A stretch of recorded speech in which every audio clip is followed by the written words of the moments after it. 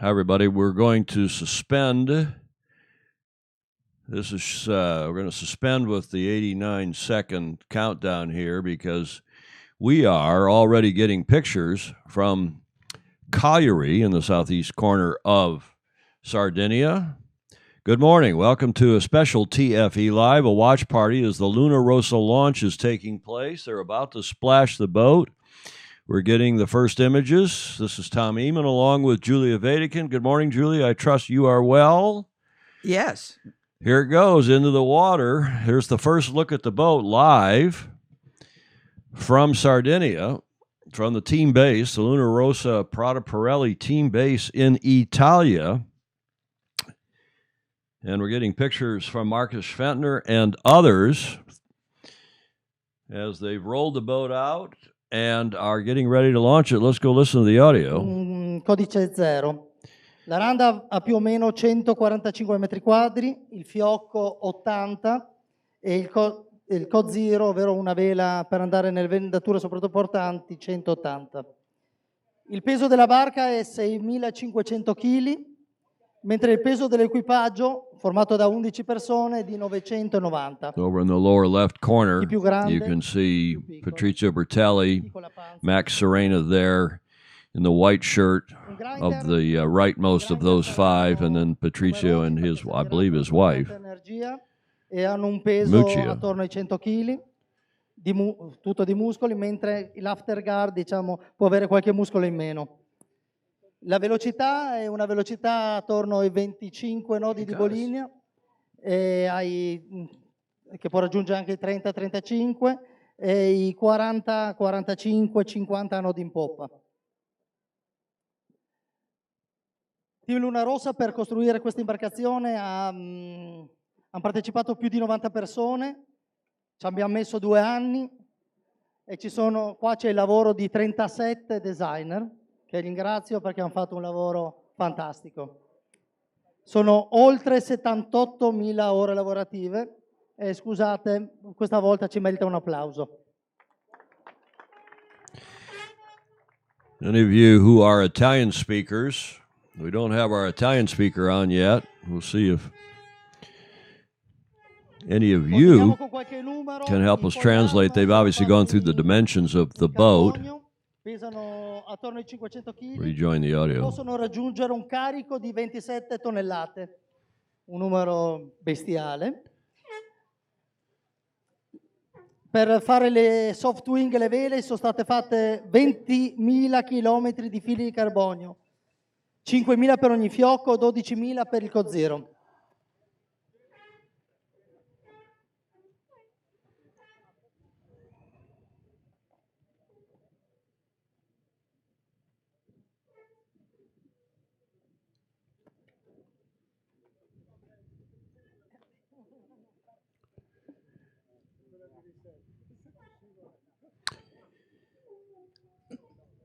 È stata dura raccomandarsi per avere il maestrale oggi, però abbiamo If you're just tuning in, you're watching a special TFE Live. It's 0600 here in San Francisco. It's 1500.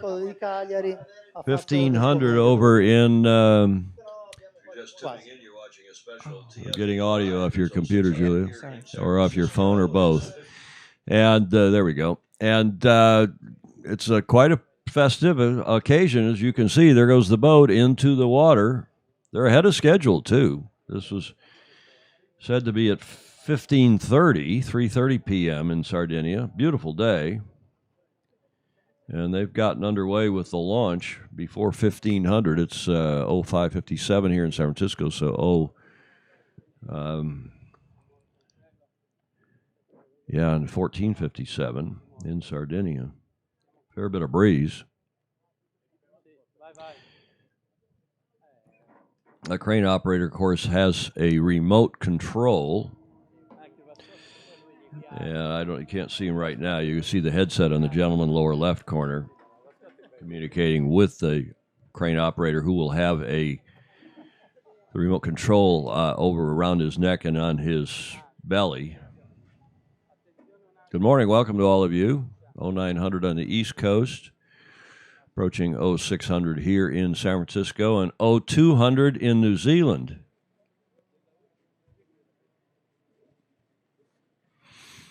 Julie, I trust you're well. I am. I am. What do you think of all this? I think it's exciting. The Italian launches dating back to the in the early 1990s, before the 92 match, when Il Moro di Venezia had this magnificent first launch in Venice. Some of you, I'm sure, were there. And just an amazing occasion. It was. I only saw it on TV, but The pictures and the TV and the live coverage. Now you can see there pointing with his hand. Well, he was just about under the bow. Is Carlo Berlanghi, the famously good photographer, Italian photographer, who's the team's official photographer. Let's go back and listen. I don't have any audio coming from them at the moment.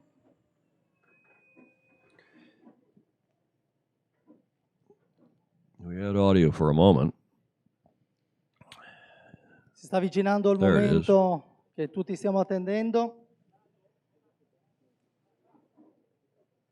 Andrea Romani sta procedendo con il posizionamento del trabattello che accoglierà il Monsignor Rigomiglio, arcivescovo di Cagliari, la nostra madrina del Varo, Rossa Prada, Patrizio Bertelli, Julia, watch and see if presidente anybody's giving di us Luna Italian Rossa Prada translations on Pirelli the Team, computer.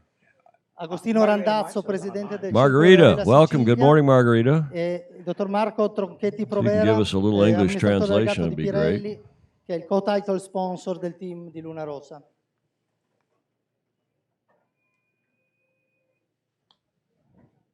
Taylor Canfield too. Taylor Canfield?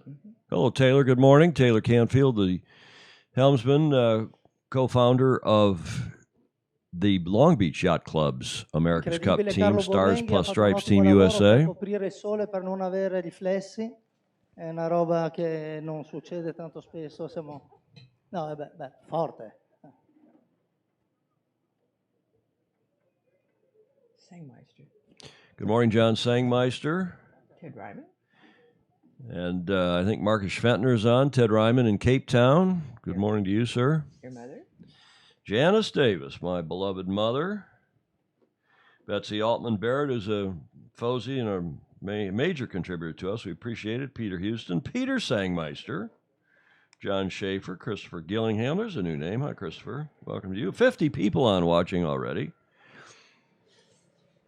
As the boat is getting lowered toward the water, suspect they will keep the bow over the hard stand and then do a traditional commissioning or christening, depending upon if you still believe in naming ceremonies. There comes the steps on the forklift. Aha. Whether you believe in the traditional Naming of the naming or whether you still call it a christening, although some people think that's politically incorrect, Julia. I know. It's Beautiful pictures. 1080p. See who else we can identify in the crowd. I've heard from Bob Fisher this morning, so I know he is there. And he may be listening as well. Good morning, Bob, if you are listening. He thought he would try to call in. I can see Jimmy Spithill now. He is just under the bow, front row. You can see the back of his head. And I think he even had a horn in his right hand. There's Carlo Berlanghi next to Jimmy Spithill. You see Jimmy in his black Prada sunglasses. This is fun. It is. Every team should do this. I'm surprised. The Kiwis did do it on national television, but it was very brief, and the photos were from afar, the images.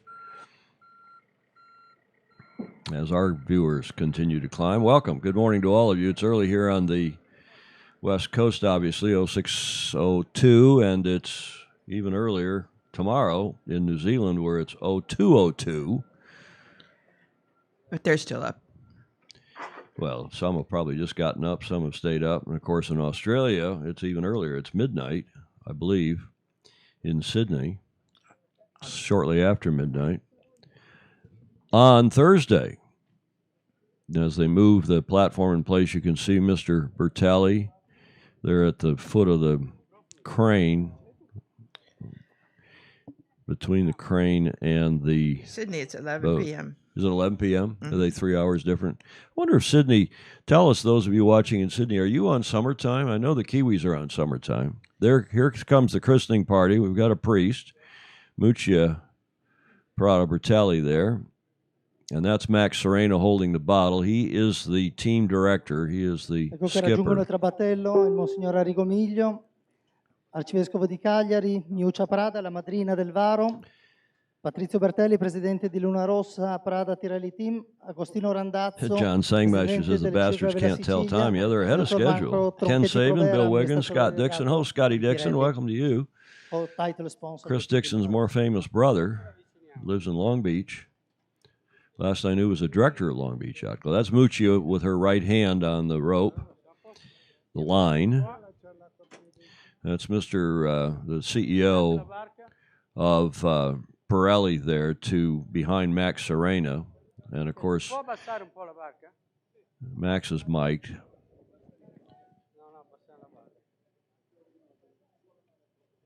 And that's left to right there is, I can't remember his name, who's the CEO of Pirelli. Then Max Serena. Then behind him is Mr. Bertelli. And then the Commodore of their yacht club, fine guy, of the CVS, Circolo Vela de Sicilia, because their club is over in Sicily. And then Muccia Prada Bertelli, and the priest, who no doubt is going to bless the boat.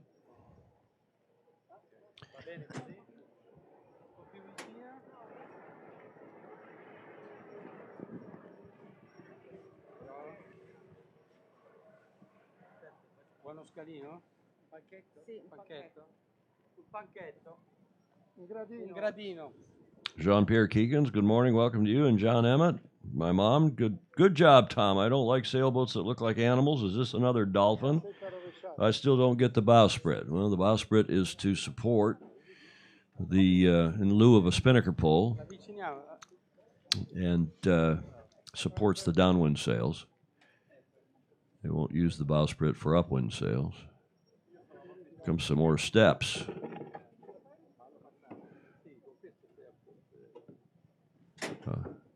A work in progress here. Max Serena, again in the white shirt, is the team director and skipper. They get Muccia Prada up there. Yes. His wife. For That's her. Patrizio Bertelli's wife.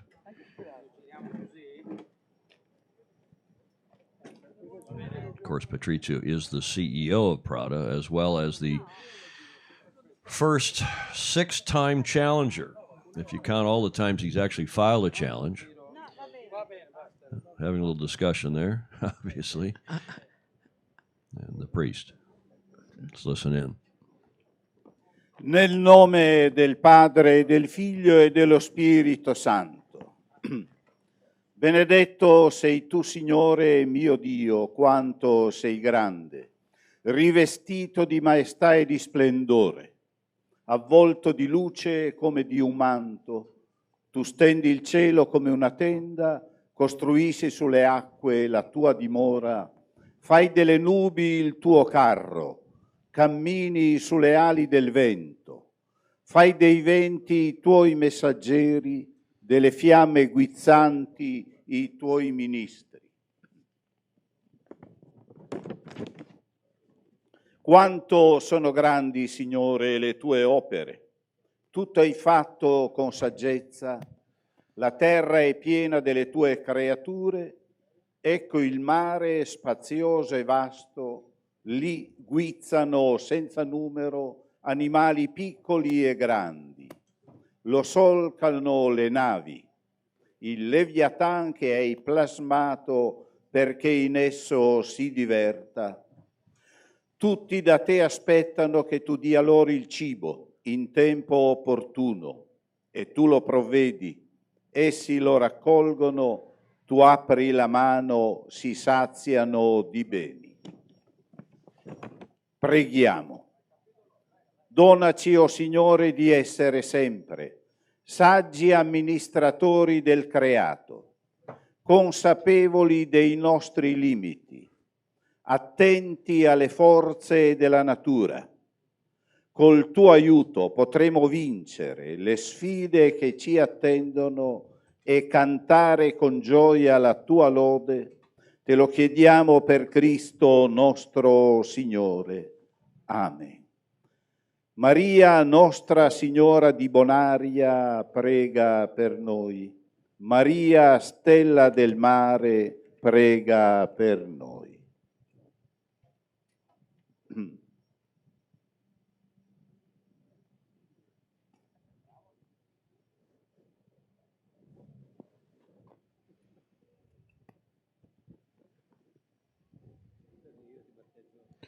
Okay, here's the big moment. That's Rossa Prada, the wife of who's Get that mic out of my mouth. CEO Prada and team leader Patrizio Bertelli.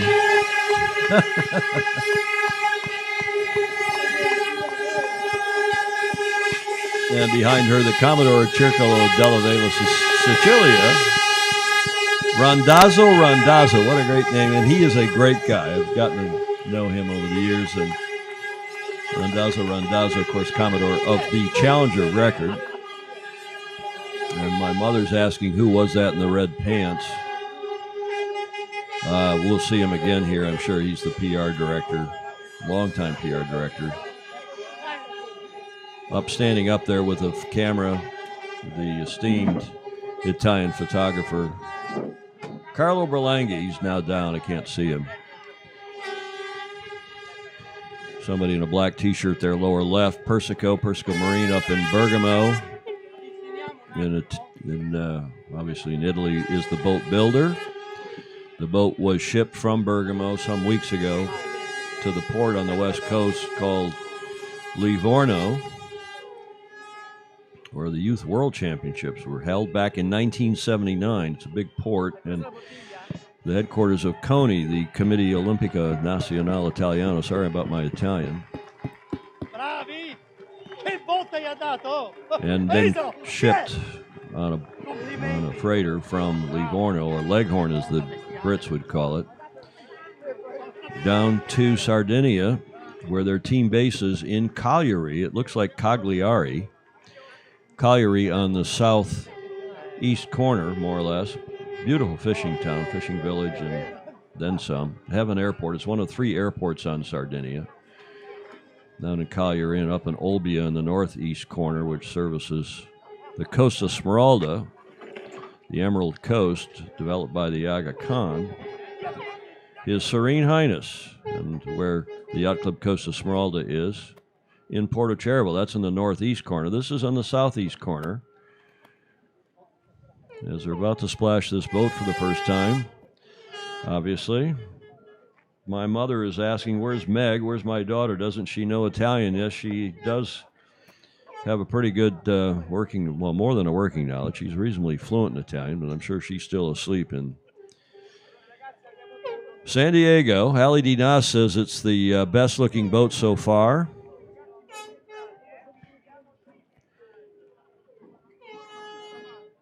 A lot of folks on here. Welcome to all of you. Jean-Pierre Keekins, we mentioned, Mason Sheen, Andy Barrow, Tim Kruger in Germany. Timmy Kruger, a former neighbor in Hamburg and one of Germany's finest yachtsmen, sailor. Neil Kenefek. Ali Dinas again saying best-looking 75 IMHO, in my humble opinion. Bruno Battaccini. Hello, Bruno. No, Mom, his name is Bertelli. Patrizio Bertelli, the white-haired guy who is the CEO. We'll see him again, I'm sure.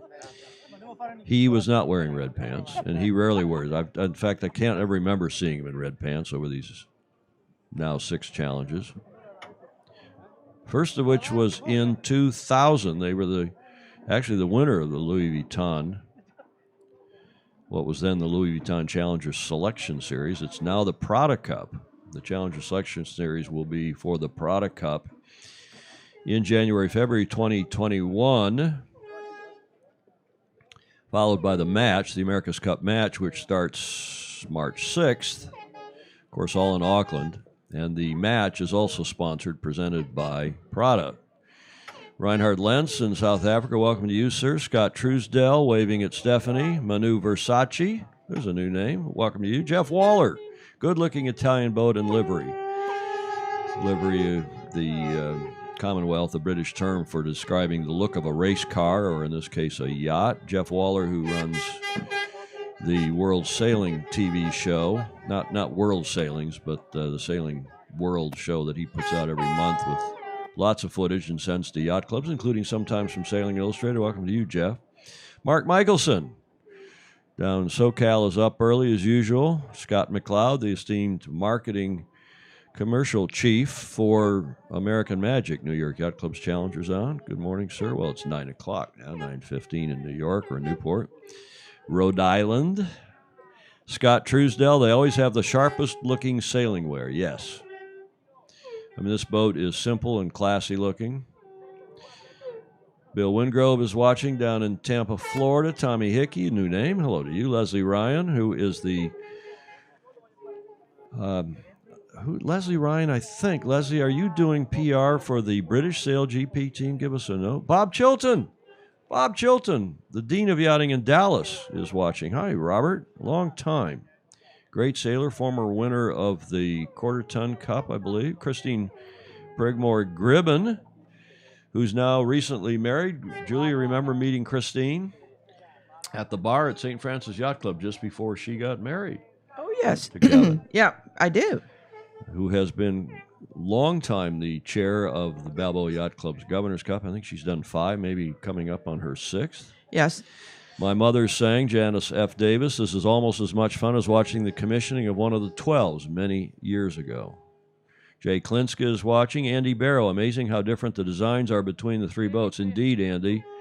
And we've got Britt Ward on here, and if Britt wants to come on the phone or come on via Skype and give his opinions or just hear comment below, we'd welcome that, Britt, because you now, as a America's Cup designer with Far Yacht Designs over the years, came on the show a few weeks ago and gave us some very interesting comments comparing and contrasting the first 2 boats we've seen.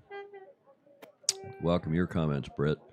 John McNeil is watching. Good morning, Commodore. Just back from the International Verrebbe da Council. dire, visto tutte le mani per aria a fare le foto, a chi piace la barca, su con le mani. Yeah. Allora, bella moglie, bravi mogli, bravi. Waving for the photos. Commodore McNeil just back from the International Council of Yacht Clubs World Conference that was in Cork, Ireland last week. Missed you at Sacres, Commodore. Ed Furry, I hope the AP flag at the top isn't a bad sign. That's you can see between the on the backstay there's several AP flags, which is in proper sequence, I think, from my memory of flag protocol. But the AP flag is the red and white striped, look like candy cane flag. On the backstay, you see the yellow flag with a black dot. That's code flag I, and then below that is the AP, which in nautical parlance and yacht racing is the postponement flag. Interesting bow treatment. It looks a lot like New York Yacht Club's bow. It does. Again, we'll hope Britt Ward will chime in. Chris Manson, welcome to you, Chris. Mark Hewitt Park is in Sydney. G'day from Sydney, where it's, Julia says it's just 7. E per Luna Rossa, hip hip! Yeah. Let's turn that audio down. Hip hip! Hurrah! That was his audio peaking, not ours, because we got a limiter on ours. But it's shortly after midnight in Sydney. Richard Gladwell, any take on the underbody? Hard to see so far, Richard. We had Richard live on the show, TFE Live, yesterday, our Tuesday. It's now Wednesday morning here in San Francisco, of course. And we had a long, almost 2-hour show with Richard, talking about mostly the America's Cup, but also the Olympics. You can't do sailing events these days without a drone.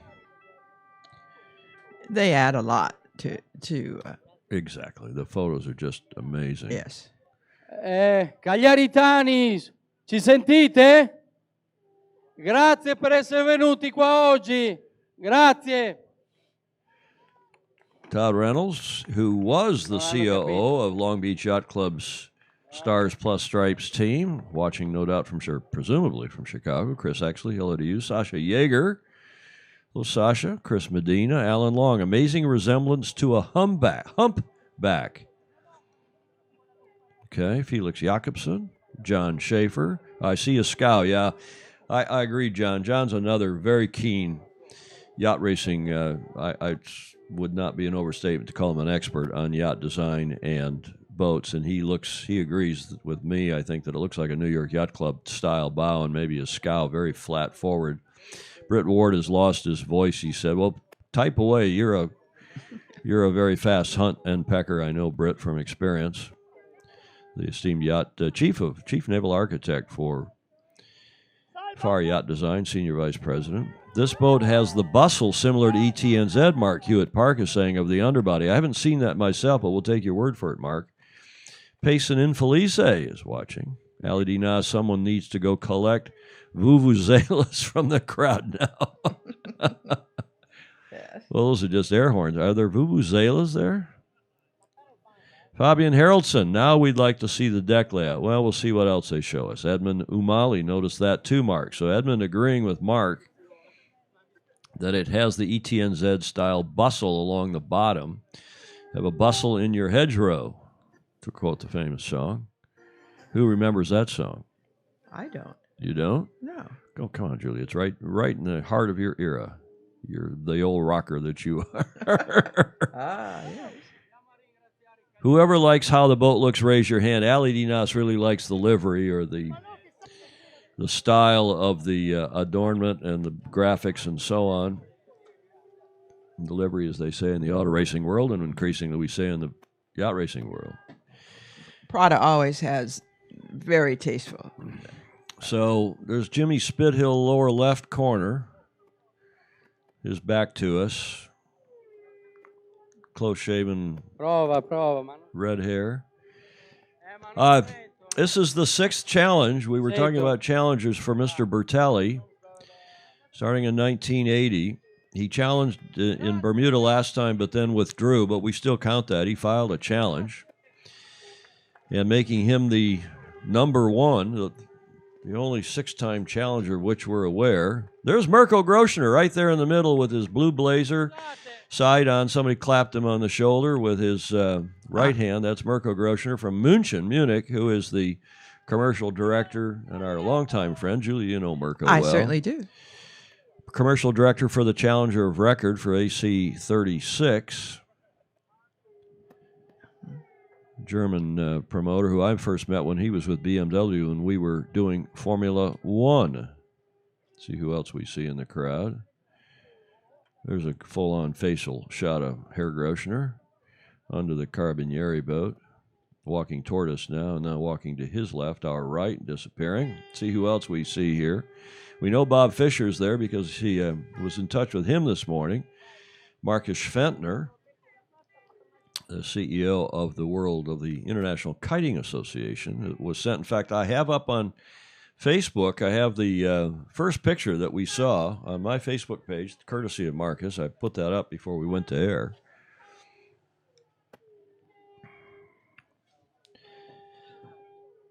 Jay Cameron Hooper, certainly quite different from what we have seen so far. Yeah, I agree, Jay. Richard Gladwell, there looks to be a crease running out of the forward sections, but its bustle is different from ETNZ's. Richard Gladwell is a keen observer, of course. You remember who the 5-time challenger was? Lipton. Exactly. Sir Thomas Lipton, the 5-time challenger.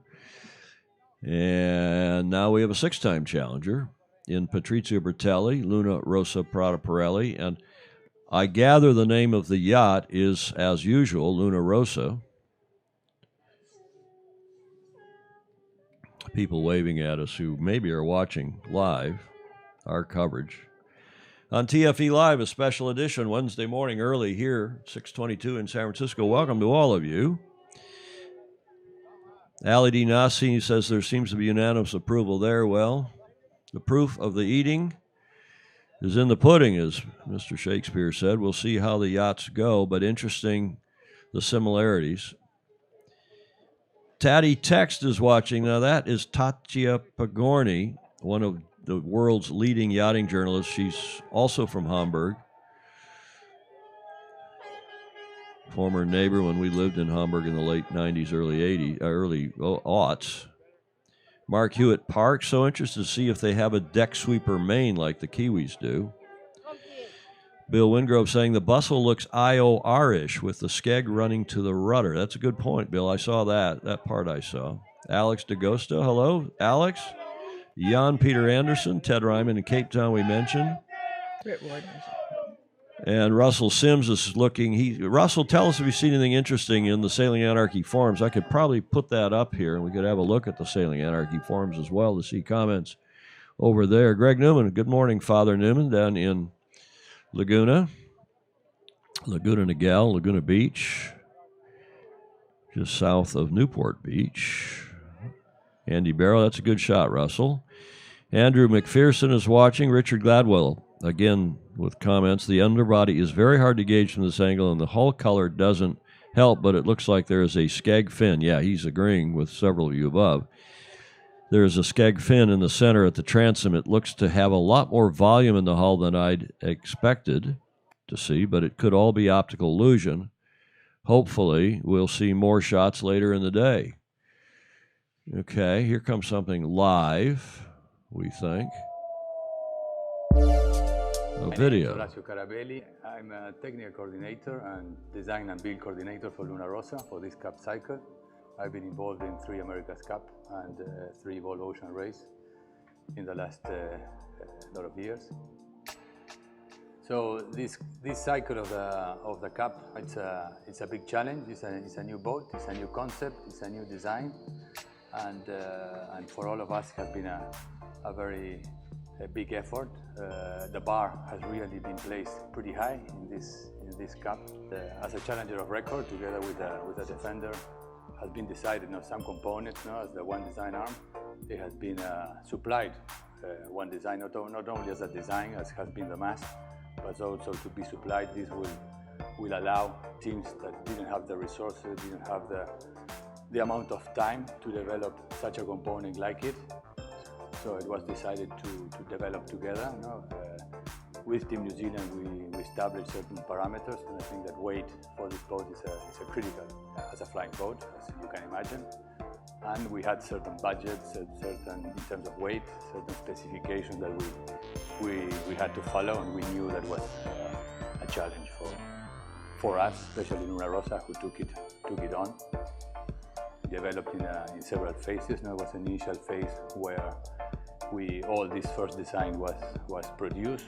We had a loop during this first phase as well. Have a budget limit, so just to have an idea, the final weight of the initial one design arm was 300 kilos. We ended up with 450 kilos in the latest one that we had the structural test last week, successfully went through, but it was an increase in 50% of its weight. The old one had a safety factor of 2, but we believe that was not enough to be a one design supply component, and that's the reason for the benefit of all the teams, and with the time restrictions that we had, we opted to go with something more solid and be able to deliver to all the teams in time. Internally for us, resources, we had to shuffle a lot. The development of, it's not only the boat, it's the arms, it's the system, it's the mast, the rig. It's a lot into this new concept, this new design. But last week was also an interesting week for us. It was really one of our milestones. It's a project that we have been also developing during from last year. It's a fully scaled down of this new concept, these monohulls, flying monohulls. It's interesting. It's going to be the first in the water of a boat that really fully designed for this purpose. The other things, they have their test boats in the water, but all of them, they are designs that have been used, other hulls, other boats, existing boats that have been modified. But I think we have a little bit the luxury of putting in the water something that is new from a white sheet of paper. That's important for us. It's going to be a big boost for our design, for our development, our system development, our foil development, and also for the sailing team itself. It was an interesting also structural test. We went through it. It brings us a little bit what's in front of us in a much bigger scale. The 75 is a pretty big boat, and now finish a stage. This involvement in the design engineering of the one design components. Now we need to focus, really focus. I think we have a great team. It's going to be out there, coming out of the shed. Very interesting, and I think that everybody is going to be surprised and really proud of what we're doing.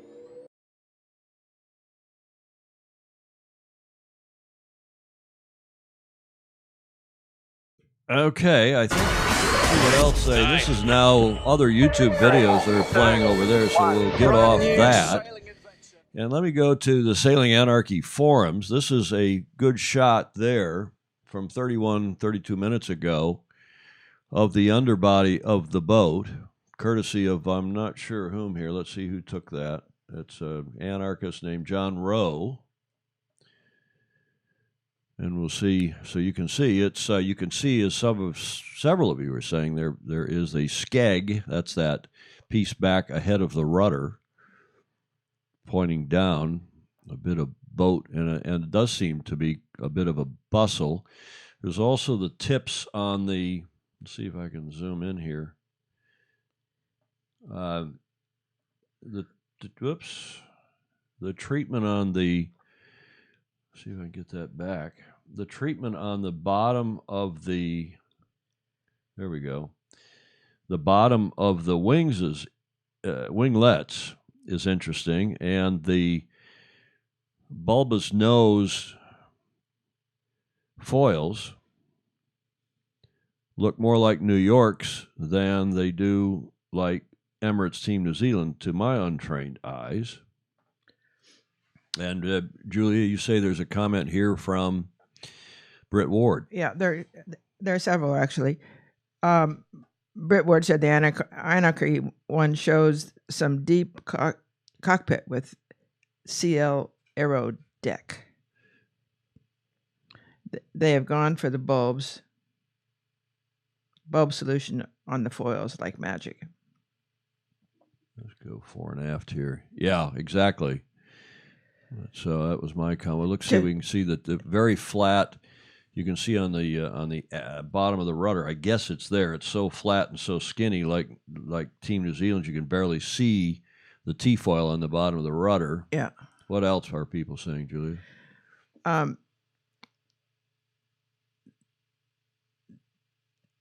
Jeff Waller says, "Hey, Britt, are you going to have an aeronautical degree to design AC boats now?" The foil arms, the part that's the yellow part with the Pirelli on, are one design. They are all built by Bergamo, the boat builder for the Italians, Luna Rossa. The foil mechanism inside the hull was built by a New Zealand company under the auspices, the eyes of the Defender. And that's also one design. And that was part of the delay, was getting all the mechanism was on time, but the foil arms were delayed. And we see what else. Russell Sims says the center ridge transitioning into the rudder is interesting to me, reminiscent of the classic boat design. The skeg, yeah, the skeg in the back. And Richard Gladwell says that shot you posted from Sailing Our Anarchy is very interesting, Brett. Makes my head hurt trying to work out how all this fits together. Cool. At almost 2 or 3 in the morning, a wine glass underbody. Who would have thought we'd see that? All 3 boats we've seen so far are quite different in their canoe bodies. Who's saying that? Richard Gladwell.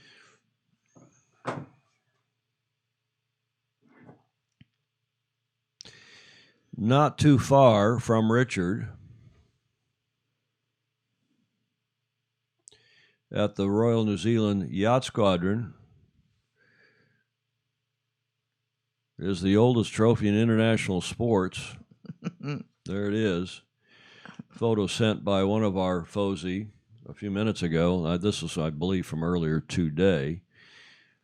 But you can see the cup, and to the right is the Louis Vuitton Cup, which, of course, the team won in Bermuda to then advance to the American. My mother will criticize me for saying advance instead of advance. Yeah. to advance to the America's Cup, the American Cup boat race. The Royal New Zealand Burgee there under the cup. And that wooden piece at the top actually slides down. That's the cover that slides down over the entire cup when the club is closed. And also at the anytime someone was to intrude, when there's a proximity detector or so, I'm told. And if anybody intrudes too closely to the cup, that whole box slides down. In fact, there's people at reception now at the RNZ that can push the button and it slides down to protect it in case there's another activist, that's the polite term for the idiot, the complete and utter crouton who came in with an axe and axed the cup back in, what was it, 1999? Somebody on here. The first time I saw it there, it was completely unguarded and had a little rope around it. And nobody was there. Well, and to be fair, that's the way it was. I mean, at New York Yacht Club, it was right. in the palm room right off of the bar on a table. The table's still up in the corner, and you can still see the bottom of what was in the cup in that table. And it was bolted to the table at New York Yacht Club, but anybody that was a visitor could have. But, of course, walking in past New York Yacht Club up the stairs and with an axe, he would have been grabbed by any number of members before anybody or he or she got to the cup. The cup was, where else can we think of where the cup was displayed? SNG, Société Nautique Genève, not that I'm aware had any particular security. Somebody on here may know better than I as we look at the cup in the Royal New Zealand Yacht Squadron in Auckland. I think the boat's the most interesting thing. That's the best picture I've seen so far. Anyone else has a picture, send it to me please. And we'll stick it up and see what your comments are. Hi to David Robinson, who is watching here in the Bay Area, the esteemed general manager now over at San Francisco Yacht Club, who had been the general manager of Balboa Yacht Club and also at the Outrigger Canoe Club in Honolulu, Waikiki. Richard Gladwell, yeah, you said that, Julia. And Britt Ward is, see what else is on the Sailing Anarchy. I think I'll scroll down here while we're watching.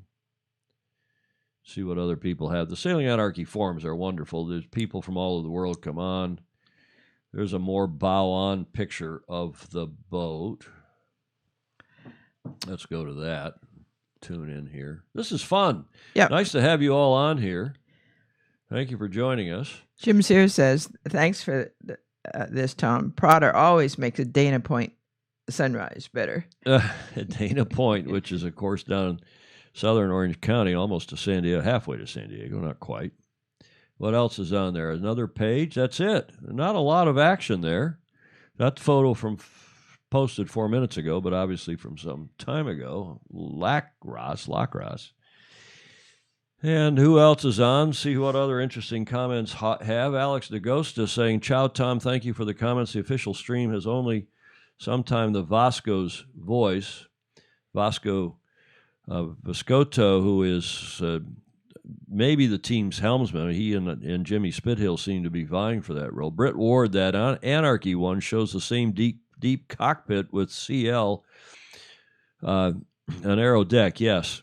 Center line, CL is center line. Aero deck, and let's go back to that, meaning let's see what other photos there might be. He has another comment, too, later on. Okay, I'll get down to that in a sec.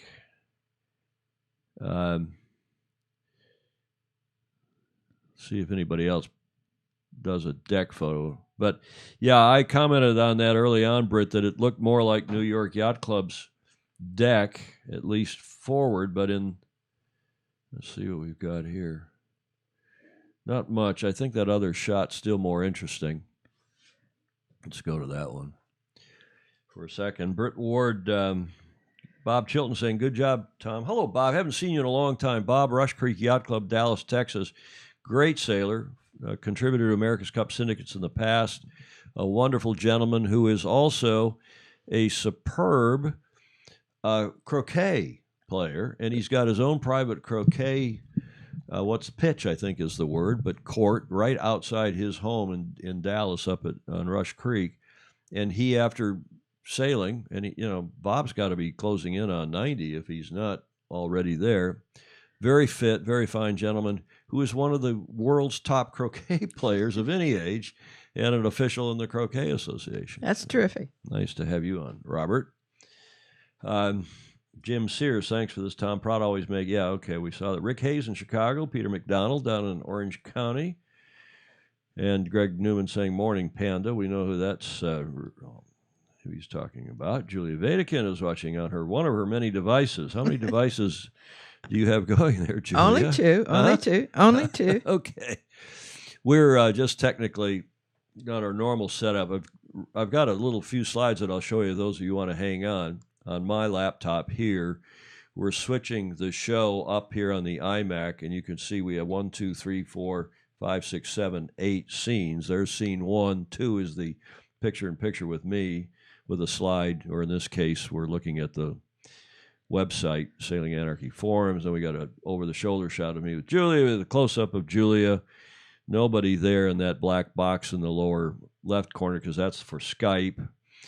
That is another shot of over-the-shoulder, or a picture-in-picture of what I'm having over here on the big monitor. You can see in this shot whoops, that's not the right one. Here we go. On the big monitor here is another laptop. This laptop is throwing a picture up there, and I can capture that as well. And then the close-up of that, and then the split screen, of course, of Julia and myself, just for those of you who are technically oriented.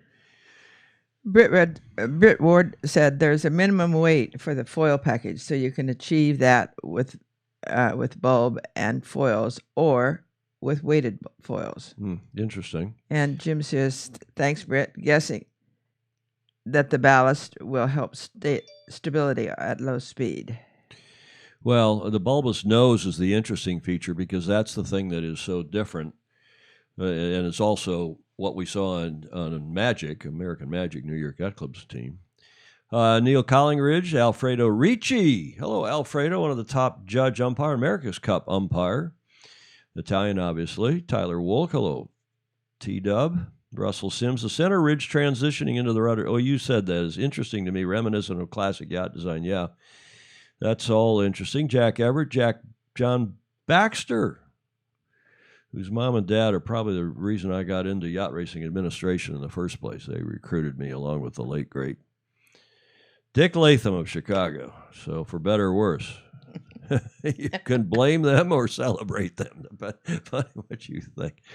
Mark Hewitt Park, yeah, the cockpit arrangement is similar to ETNZ's. Okay, I haven't seen any shots of the cockpit. If anybody's got a shot, give me a link or send it along, as I'm mucking up the shot here.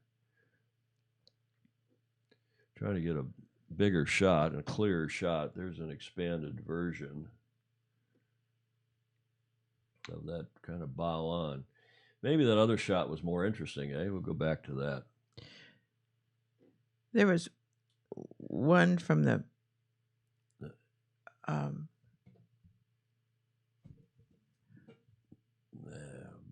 hell.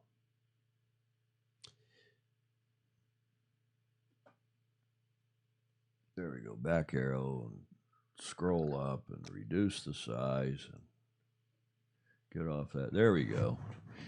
Now there's a fairly interesting shot of the bow. They were pretty good about not showing the deck treatment, I thought. See if there's anything. There's the good shot, the long. There's a stern shot too, someplace. Is that right? Well, I guess we have to go back through that video and we'll look at screen grabs. Balint Sarme is watching. Hello, Balint. There's a new name. Jamie Hutchison. Hello, Jamie. Tom Pace. Russell Sims has got a YouTube link. We'll go look at that. Russell, thank you. Is there ballast in those bulbs? Anyone know? Jim Sears, yes. Presumably, again, Britt Ward has answered that there is a minimum. There's his answer Julia read a moment ago. Alan McGarry up he's in Canada, either in Toronto or maybe out in Calgary. He is the chairman of the Canada's Cup Committee for 2020 next year, when they're going to use IC-37s, the new New York Yacht Club Malgus Invitational Cup 37 that just was the yacht used for the first time in New York Yacht Club's Invitational Cup. And Jim Sears thanking Britt, guessing that ballast will help stability, low speed. Would Vasco be the tactician? I don't know, Bill. They've got both Jimmy Spithill and Vasco Vescoto in camp and on the team. It'll be interesting to see who they go with hands on the wheels and who will be tactician. And probably both of them will be in the afterguard, but one never knows. One never knows. Bill Canfield, hello to you, father of Taylor Canfield, and Bill's the president of the U.S. Virgin Islands Association, USVI Sailing Association, and a voter at World Sailing, and who has been on the show at least once, maybe twice, and is consistent in his views, or we are with him. Some of the criticism of world sailing that has been coming from the more traditional side of the sport for some of the hijinks they've pulled of late. Hello, Denise Peterson. Are you coming up here, or is your husband? Well, your son Jeffrey will be sailing in the National Match Racing Championships, the U.S. National Match Racing Championships, being hosted by St. Francis and sponsored by Kilroy Realty, which starts tomorrow. I think they're coming up tomorrow. It starts Friday. I believe they're driving up from Newport Beach tomorrow, and they'll be staying, Jeffrey will be, and his team will be staying, 5 of them, here at the Beach Street Yacht Club, Julia. We'll have to figure out where we're going to house people. I know. Some of them will presumably stay right here in the studio. We've got over here to my left is the guest bedroom at the Beach Street Yacht Club, formerly Meg's bedroom. Garden suite we could use, and the couches. Yeah, we'll figure out, as we always do. But this is, it used to be Meg's bedroom. She said, you know, when I move out, she's now living in San Diego full time. When most people move out, the dad turns their bedroom into a weight room or to a den or something. This is a weighty room. A studio. And what do people think when they come in here? We've had guests in here, Ron Holland, Paul Kayard, Malcolm Payne have come in here. Yeah. And what do they all say when they come in here and they see the cameras around this room? We got 3 different cameras. We got this camera looking at me and this camera over the shoulder and another close-up on Julia. And they say, oh, now we know what you do in here. I know. What all do of they them say? do. It's a porn studio. You can't even say it. You won't come out of your mouth. Say it. It's a porn studio. A porn studio. Well, that's how we really make our money here. Betsy Altman Barrett, if you're still watching, now you know how we make our money.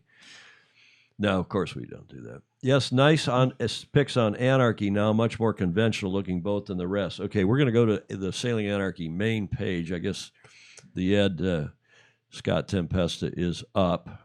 There's a picture of if you haven't seen, by the way, if you haven't seen yesterday's show, Richard Gladwell was on. We've had already 1,500 views in just, 18 hours. And it was a very interesting show. Richard, thanks. I know you were watching. Thanks again for coming on. Let's go to News Sailing Anarchy homepage and see what photos are up there. Yeah. Or maybe it's on the website. Maybe it was on Balint Sarme has given us a link or a YouTube. Link, yeah. Well, let's go back to the Sailing Anarchy AC forum. If those of you who don't know about the forum, Sailing Anarchy has forums and then sub-forums, and one of them is AC Anarchy, which is where we are, easy to find, and then there's one on, I'll go here so you can see it close up. There's one on Luna Rossa, Team New Zealand, Stars and Stripes, and Team New York Yacht Club. I've got some bit of breaking news for you on that. I see they have, let me refresh this and see if I've got the latest photos on the Sailing Anarchy AC forum. I see they have torpedo foils, could have delayed the launch after seeing the American map. I don't think they could have built those foils that quickly. Herfey is the anarchist, quoted there. Look down here at the bottom. These are old photos. This might be interesting for you to see. We'll scroll back up. This is obviously Stingray, our good friend up in Seattle, posted this. The the AC stuff starting about 17 minutes in with Richard Gladwell. There was an early morning shot 5 hours ago of, let's see if we can expand that a bit. She has a lovely name, Sally Seacock. Sally Seacock. I don't know if that's lovely or dirty, Julia. No. It's Uh, not good. Jimmy Spithill opens injury age, and Jimmy has had, in fact, a number of injuries with his elbow and shoulder, and he has been Dr. Rob Bray down in Newport Beach, who's a famous sports surgeon. He is an orthopedic surgeon, neurosurgeon, orthopedic surgeon, I guess, has worked on Jimmy any number of times, kept him hopefully healthy. But I'll tell you, there was a picture of Jimmy somewhere yesterday working out. See if I can find that. And he is super buff. He is big, muscular. He looks like the boxer that he is, but no longer a skinny Twinkie kid. He looks very strong and buff. I don't want to read some of these because some of these are not polite. Let's see what this link brings us. This is Sailing Sardinia, somebody in Sardinia. Who knows, guys? We might get some porn popping up here. Not a very fast website, whatever it is. We got super fast. Okay, I'm going to go back. That didn't open very quickly. There's through a camera lens of John Rowe. We showed that a minute ago. There's the shot we talked about as they were lowering it in. So we have, this is anarchist named John Rowe again. So we have a Kiwi-style keel, meaning that bustle down the middle, and the American Magic-style bulbs on the foils. Does the forestay seem rather far back? Well, I think that is just rigged to hold the rig when they craned it into the water. I don't think that's the normal forestay position. But the masts are well aft. As you can see, here's another boat with a mast behind, aft of the foil arms, well aft. And whether that's the real fore triangle or could be. It could be. I wonder what Britt Ward thinks about that. And the award for this is Raptor Sailor saying the award for the craziest foil design yet goes to the Italians because, well, why not? The tipped up little winglets you can see there on the tips of those wings on the foils, off the foil bulbs, are different than we've seen. Wonder if they're the same side to side. We'll ask Britt Ward to comment on that. Okay, again, you never know what you're going to come up with here. Somebody could have fun with us and post something right now while I'm scrolling down. It could be a TNA shot for all we know. Very pretty boat, as Ali Dinas said. Rob G., I'm not sure who that is. Each foil has to weigh close to 1,000 kilograms, so 2,200 pounds. Presumably LR has put most of that into the bulb. There's the launch photo that we showed. Okay.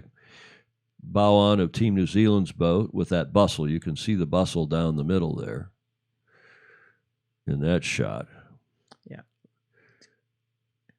Almost looks like what you see on some submarines that has some super secret gear in it, communications gear, or on the top of airplanes.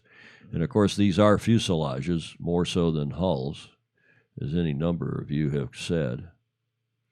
Another shot, or maybe the same shot. Okay.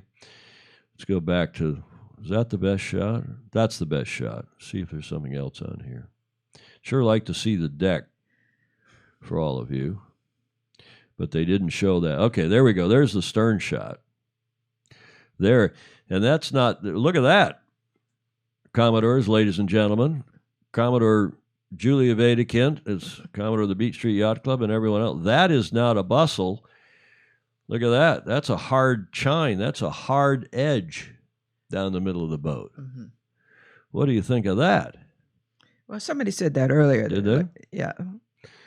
Well, another good shot of the bottom. Open transom, like New York's American Magic. A lot of dihedral, meaning see the angle on the foil fins. Quite a bit down angled. What else are we seeing? There you can see it even better. There's the tip of the foils tipped up. That's interesting. Yeah, that's a good one. A lot of you still with us. Thank you for joining us for this special TFE Live.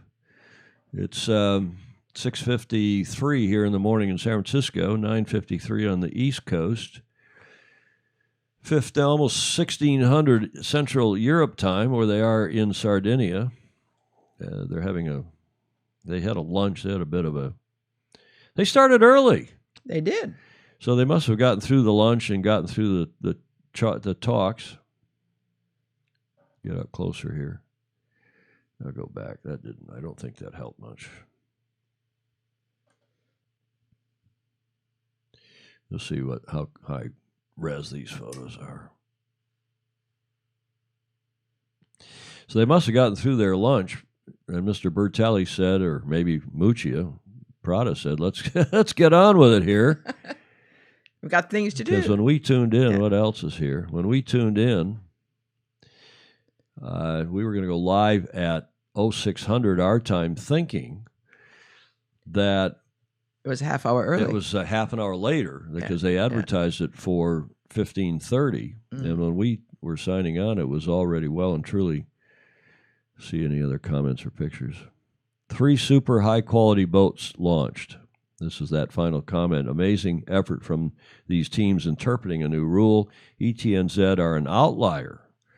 ETNZ are an outlier in respect of their foil design. AM, American Magic, do not have the bustle, a more arrow hull. It'll be interesting to see the next iteration of these boats. And it will. That's a pretty good summary. I'm going to go back to our slides. Again, you're watching a special TFE Live. I don't think we'll go much longer, but a lot of you are on here, and see if you have to share any other comments or photos. We appreciate you all joining us. And who else is on? There's a GIF that Belint Sarme has put on. Greg Johnston is with Advanced Wing Systems in Australia. I have a bit of news. There's a FOSI who is involved in a project that I think you will soon see involved with Ineos Team UK, who are launching on Friday. Australian-based friend James Pleasance. Hello, James. He is once again the head of the World Match Racing Tour, and it's doing a nice job. Bravo Zulu to you, James, pulling together the previous elements, Julia, of the World Match Racing Tour. Delighted to see the Gold Cup. The Bermuda Gold Cup has rejoined that circuit, and hopefully James gets the traditional monohull World Match Racing Tour back together. Glenn McCarthy in Chicago. We mentioned Alan McGarry. Greg Newman says, no, he's sleeping in his chair. Yeah, thanks, Bill Wingrove. We, I think, showed those pics. Kurt Mayall, hello to you. Will Bolden is watching. Will, one of the best young match racers in the world. Nice to see you on, sir. James McDowell. Marcus Feinstein down in SoCal. Barry Johnson. Bill Wingrove, Roger Lockhart. Mia Barrett here in the Bay Area. Mia's past Commodore of the Pacific Inter Club Yachting, PICYA, is that what that stands for, Joe? Right. And Randy Smith. Thanks to all of you for joining us for this. Let's go into some slides here. I think you still enjoy some of these slides that I prepared earlier this morning. There is the very first photo of the boat that I saw. You can't really see much in this, obviously, but it was from Marcus Schwentner, who was there at the ceremony, obviously across the way. The first photo we saw. Thank you. I typed that title, obviously, before I'd had a coffee. The first FOT. No, you know what? I actually, now that I think about it, I used photo in the Spanish-Italian sense. That's how you spell photo. And is that true? Yeah, F-O-T-O, not P-H-O-T. And the autocorrect must have changed it to P-H-O-T. Okay, here's a video from, I think this is interesting because it's a video from January of 2018 when the first concept of this boat, and it's 4 minutes, but I thought it would be very interesting, notwithstanding that the color matches No, that's not why I ran it. Have a look at this. And interesting perspective from, again, it's a year, almost 2 years ago, January of 2018, when this video about this new class was produced. When the new cup holders unveiled plans for the next America's Cup boat, the sailing world drew breath. A 75-foot-long monohull with no keel, flying on foils. As the radical concept sank in, questions arose. So the World Sailing Show went to a renowned cup expert to find answers. It's bold, it's radical, it's exciting. Technically, it's really exciting. And it'll be really challenging for the sailors to sail it, because they've just never sailed a boat like that before. Grant Simmer has won the America's Cup 4 times, including the historic race in 1983, when Australia 2 ended America's 132-year winning streak. A key player both at Alinghi and then Oracle Racing, he knows what winning looks like. He's the man you'd want in your team. And for this cup, the British have got him. So just how radical is the new design? You can go up to 50 knots and potentially over 50 knots. It's a 75-foot monohull without a keel. The boards on either side of the boat, we think they're going to weigh 1.2 to 1.5 tonne. The beam of the boat about 5.4 metres. And then potentially you could be 15 metres, with your boards out either side. 5 metre draft with the boards down at dock if you had both boards down. Normally a boat like this would have displacement in the order of 35 tonne maybe, and this thing's only going to weigh 7 tonne, So yeah. How will the new boat be powered? We couldn't manually provide enough power to be able to cant the foils in and out. The canting mechanism, the pump and the electronics to drive that system will be standard, and that will be powered by a battery pack. How can a 75-foot monohull be faster than a 50-foot cat? Why is it so fast? Because it's got a lot of riding moment, and it's only got a rudder foil and a board, a T-foil in the water.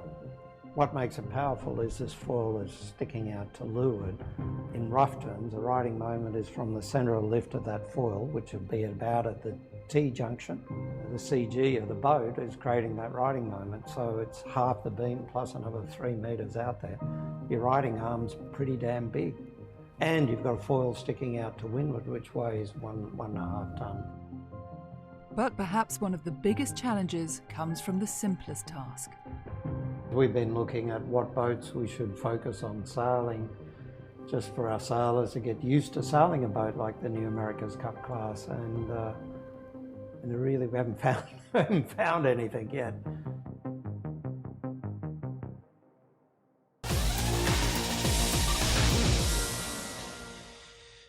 Okay, that obviously produced by World Sailing and for their World Sailing show with Grant Simmer, focusing on Grant Simmer, the Australian, who is the CEO of Ineos Team UK, Sir Ben Ainsley's team.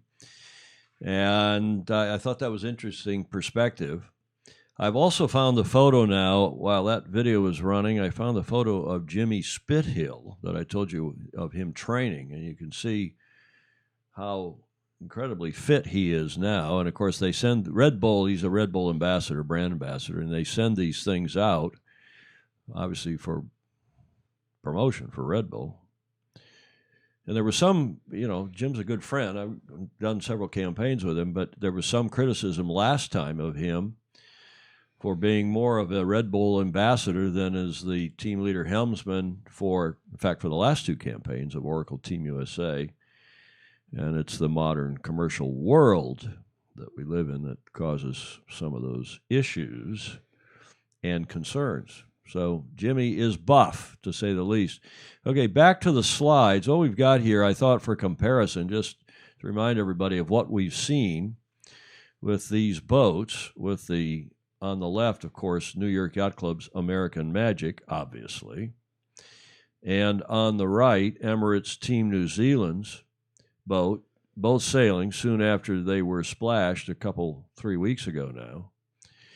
This was the invitation for today's party that said the launch would be at 15:30. Excuse me.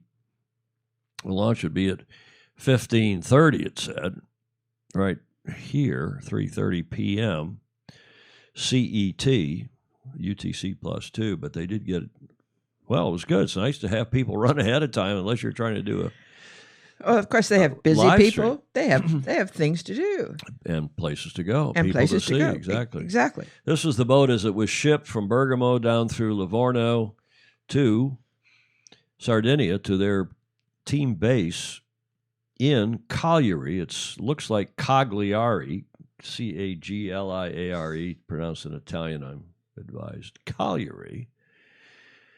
And this is a little brief video they released just a couple days ago that I thought you would enjoy, talking about their trip and their imminent launch.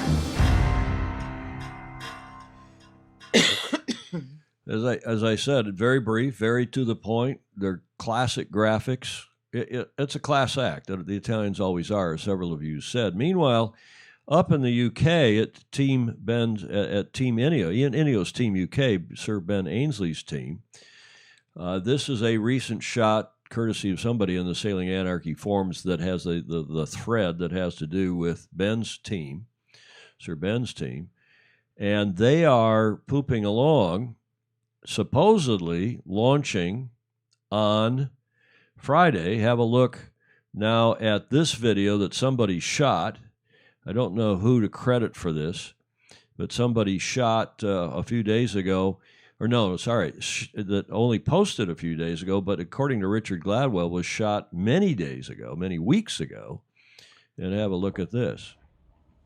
This is Sir Ben's boat arriving supposedly recently, but I think it's now, according to what we've heard and seen from others, some weeks ago at his team base. Of course, the boat built, I'm not sure where the boat was built. Maybe one of you knows where the boat for Ineos Team UK was built.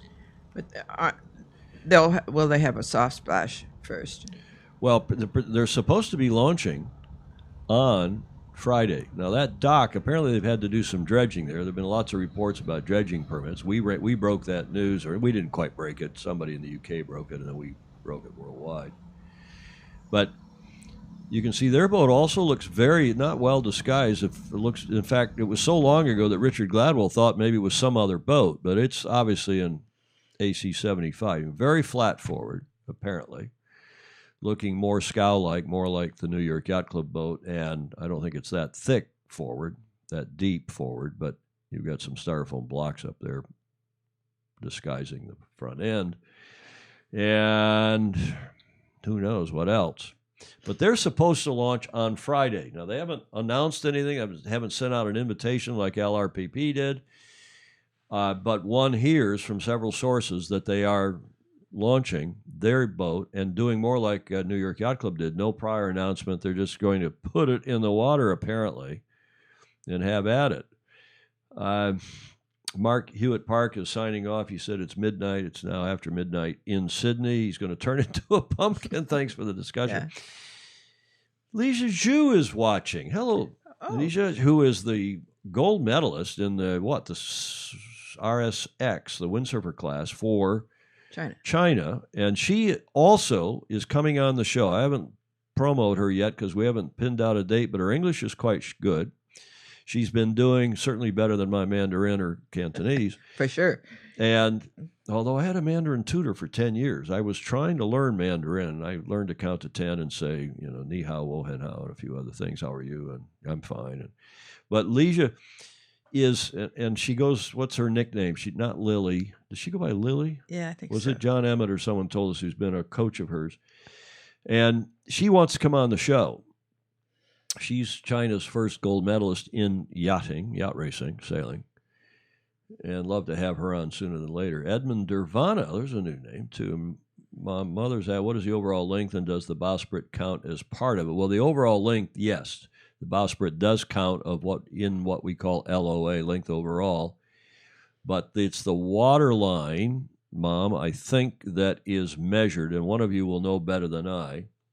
LOA, length overall, but then LWL, length at the water line, I think cannot exceed 75 feet. But again, one of you may know better than I. It could be that the LOA minus the bowsprit, or even including the bowsprit, can't exceed 75, but I don't know that. Peter Jorgensen is watching. My mother's saying, yikes, Jimmy is the new yachting Hulk. Or is it Hunk? Okay, Mom. Yeah, he really obviously is fit. And he's a boxer, and he attributes a lot of his sailing prowess, perseverance, toughness to being a pugilist. Okay, I got away with that, didn't I? Yes. Huh, Julie, you have a comment? Well, I have to agree with your mother.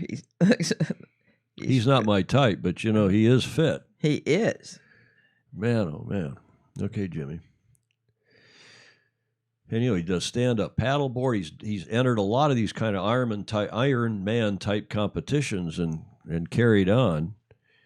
And he is some fit, isn't he? He is. Okay, back to Ineos Team UK. Or back to the comments here. Chris actually saying, it says right on the side it was built by Jason Carrington. Is that what that Carrington is on the side? I'll run the video again. Let's go run that video again. Oops, that wasn't the right thing to do. Let's do that one. No, it does say Carrington. Good eye, Chris. Thank you.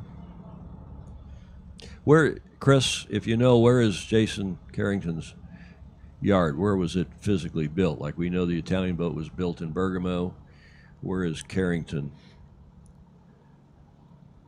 located in the UK? Because the CIC, the constructed in country rule, requires that the yachts be built in the country of the club they represent. Of course, Ben's team represents the Royal Yacht Squadron, or a subdivision of that club. There's a little controversy over that. It's a corporate entity owned by other folks, not necessarily, or so one hears, not necessarily owned by the Royal Yacht Squadron. That's an interesting little tidbit for you. David Pippinger, surprised to see you on the air, but glad. Thank you, David, who's up in the Portland, Oregon area. John Emmett, yes, Leisha Zhu is the 2012 Olympic gold medalist, and it was sailboard, or was she laser radial, John? You coached her, right? Was she laser radial? And Lily, yes, her nickname is Lily, and John suggested that Lily should watch. Well, Lily's been, I believe, the Chinese language commentator for Sail GP, alongside Jody Shields, our good Australian friend, and Fosey by now, friend of Sailing Illustrated. And so she's been doing, I think, at least color commentary, if not play-by-play, for Sail GP in the sound booth in London when they do that. Okay, let's move on. Here's some other news. Stars and Stripes USA told Bernie Wilson yesterday, the Associated Press's esteemed sports writer down in San Diego, who covers our sport and is probably, other than one or two, Bob Fisher, who's not really writing for newspapers anymore, but is probably the last traditional journalist in the sport. And he filed this story yesterday afternoon after we went off the air, saying that McKinsey & Co. has signed on as lead technology partner for America's Cup Syndicate Stars Plus Stripes USA, which is Long Beach Yacht Club's challenger. The deal with a global management firm could be the catalyst for getting the first All-American sailing team in more than 20 years onto the starting line in sailing's marquee venue. Now, a little side note there. New York Yacht Club has not been in the Cup for 17 years. And the differentiation here that Long Beach Yacht Club's team is trying to make is that it's the first all-American team, that everybody on the boat, everybody in the team, not everybody, but most everybody, is supposedly an American. Certainly the sailing team would and will be. Quote, third paragraph. We are well down the path of building an innovation and technology consortium and have multiple confirmed partners which will be sharing with you in the coming days, unquote, Stars Plus Stripes CEO and skipper Mike Buckley said in a text to the Associated Press, meaning to Bernie Wilson, when asked for comment yesterday. And I know that because I called Bernie up and said, WTF, what do you know about this?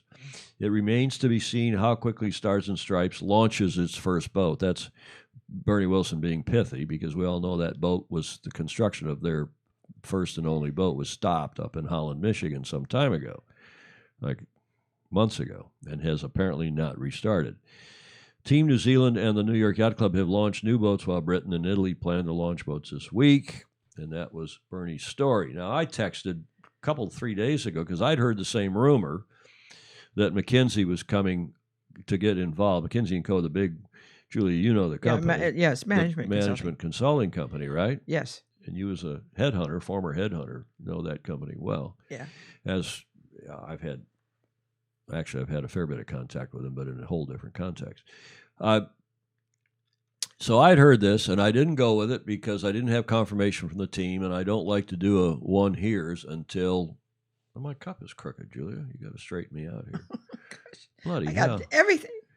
You got to do everything. There are lots of comments about Christopher Gillingham and Chris Exley have said that the boats are built.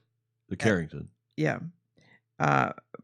In Maritime, Hampshire, 137.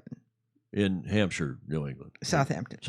Okay, so they're over in Southampton. Portsmouth, just a little east of that. Mm-hmm. Okay, well, back to this whole story. So I haven't heard anything back from the team. I've heard the same rumor. I have, however, had a good friend of mine who works at McKinsey. This is a little bit of brag. Works at McKinsey. And I said, I texted him and said, what's the deal? He said, well, we've had no internal comms on this. We've had no internal announcement. And I must say, I hope it's true. But this article, no one at McKinsey is confirming this, and I have never in my life, and I've been at this since 1980. So how long is that?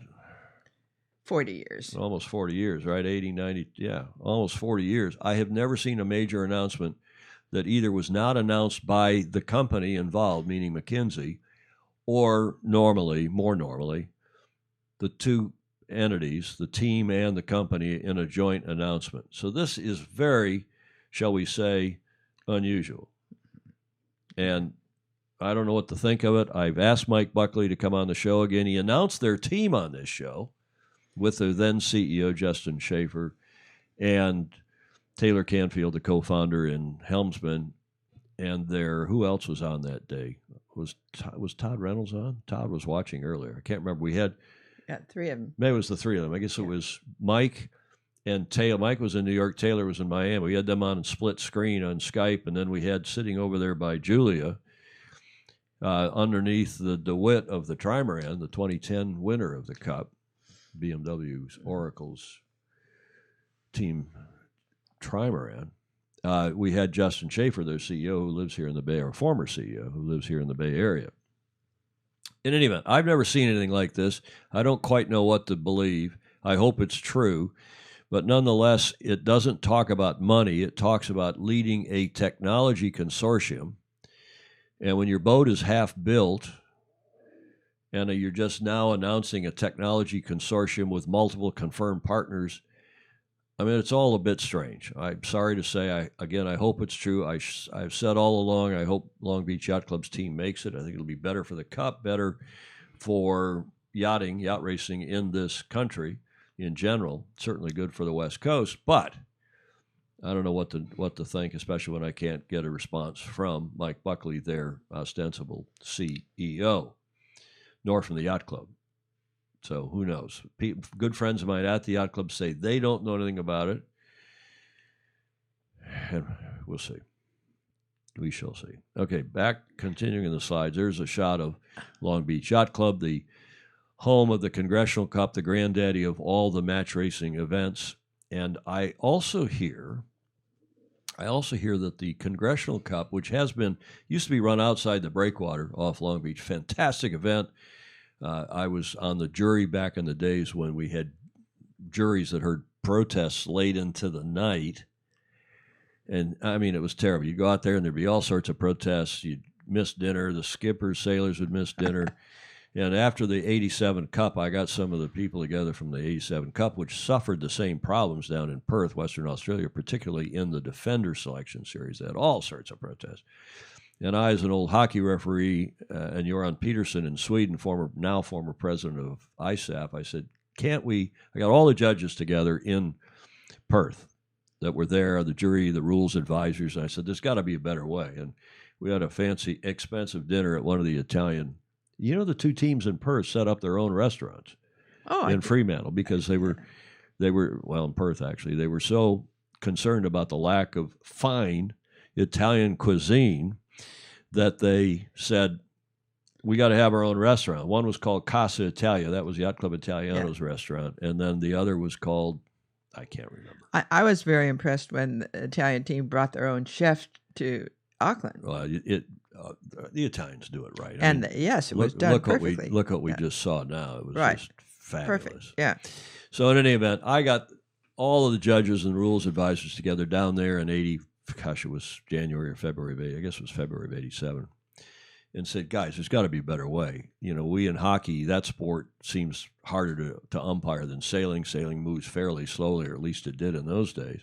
Why can't we follow around in a boat and blow a whistle, put up some flags, or call on the VHF radio, and it would be we should be at least seeing it with our own eyes right then and there.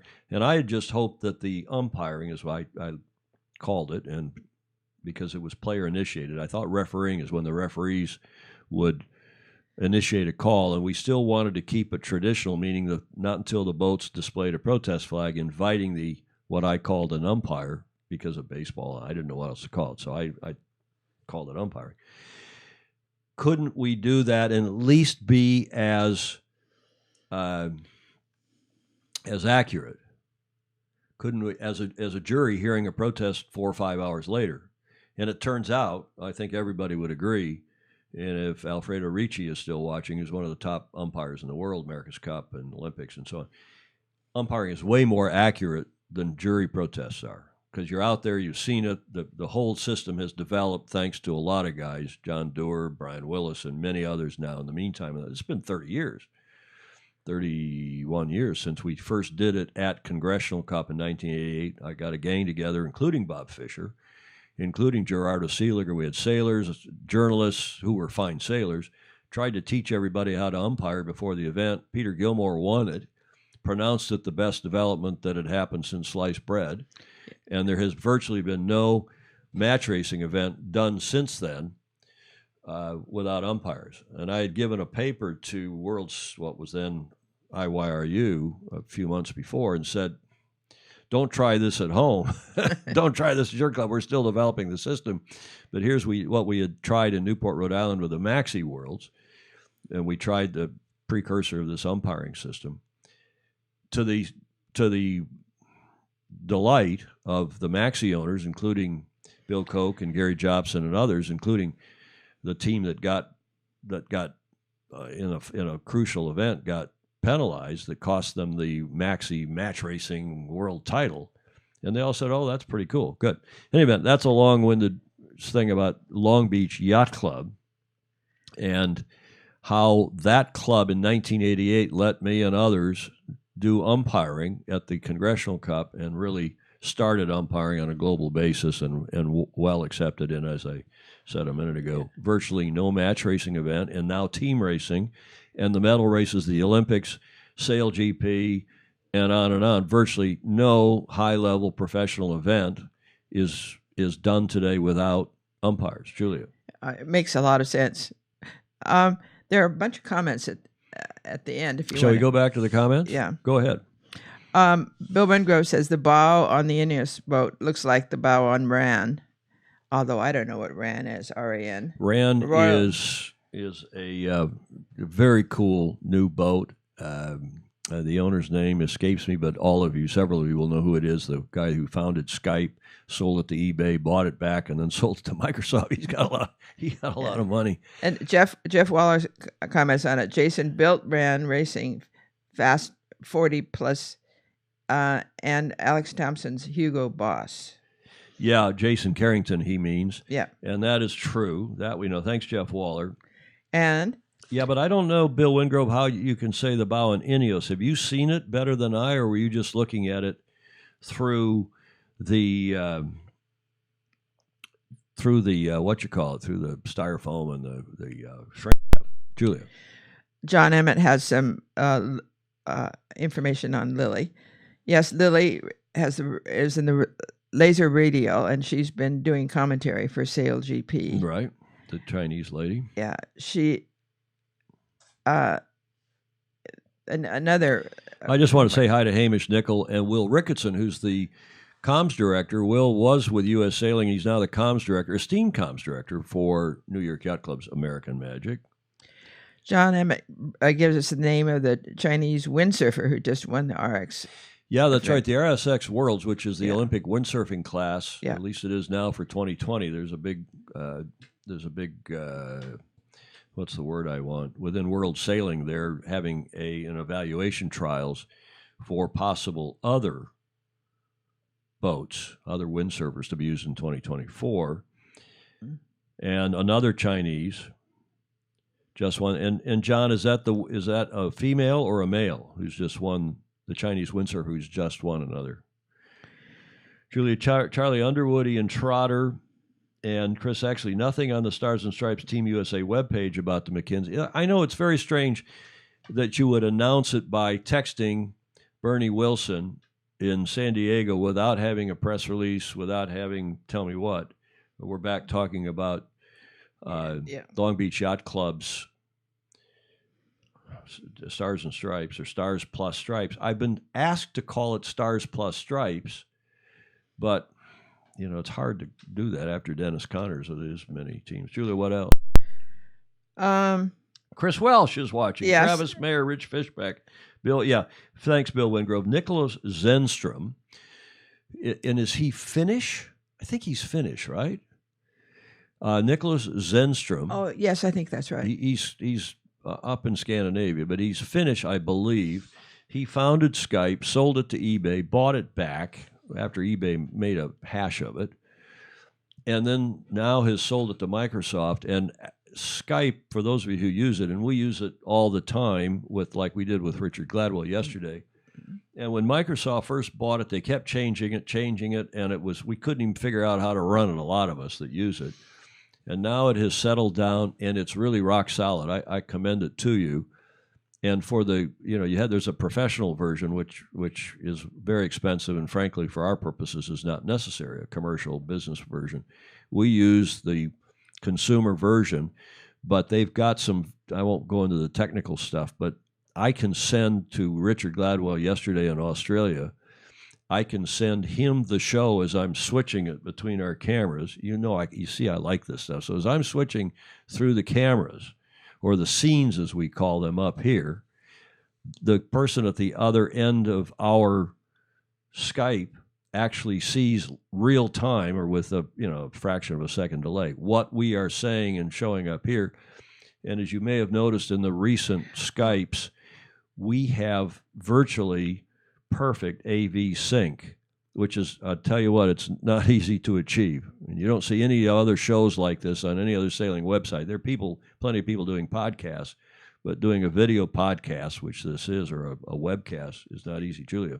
Yeah, we have a couple of things. Jeff Waller says Nicholas is Swedish, started Skype with Janice Fries. Okay, thanks, Jeff. And John Emmett is talking again about the female RX Chinese windsurfer, won Worlds 2019. Yeah, Lou speaks perfect English. He's John Emmett is saying, yeah. And Mark Husted is on, and he's from Stockholm. He's saying that Nicholas Zenstrom is so he's Swedish, from Stockholm. And Chris Barnard, who is one of the great young professional sailors in the sport today. So, in any event, back on the Long Beach Yacht Club story, Bernie Wilson broke that story on the AP. He was texted by Mike Buckley, and Mike, if you're watching, or Taylor, I know you are or were, and Bill Canfield, his dad, is watching. We're delighted to have you on the show on Friday. Although I'm pleased to say that, like we had Bernie Wilson on just a couple of weeks ago, and we've had a lot of great guests. We have. The gal Sarah Douglas was on the show last. What day is this? This is Wednesday, last Tuesday, because we didn't do a Friday show. I was away. Yeah. Sarah Douglas, the Canadian laser radial Olympic hopeful, and she was a delight. If you haven't seen, all these shows are right on our Facebook page. This is our show number 224, and all 223 of them are there, including the one with Bernie Wilson, including the one yesterday with Richard Gladwell. And that was a very interesting show. Well, it's wide-ranging. And this coming Friday, I'm pleased to announce that Hamish Ross, the America's Cup historian, deed of gift, longtime rules advisor with several teams, he has a beautiful classic yacht that he and Brad Butterworth co-own down in New Zealand, and he is in Auckland, and he will be coming on live. We're going to talk about the deed of gift. We're going to talk about the rules implications, not so much the design implications, because neither Hamish nor I are technicians, as you know, but we've both been involved on the rules side of the Cup for a long time. He with ETNZ, New York Yacht Club before that, ETNZ, Alinghi, I can't remember who else.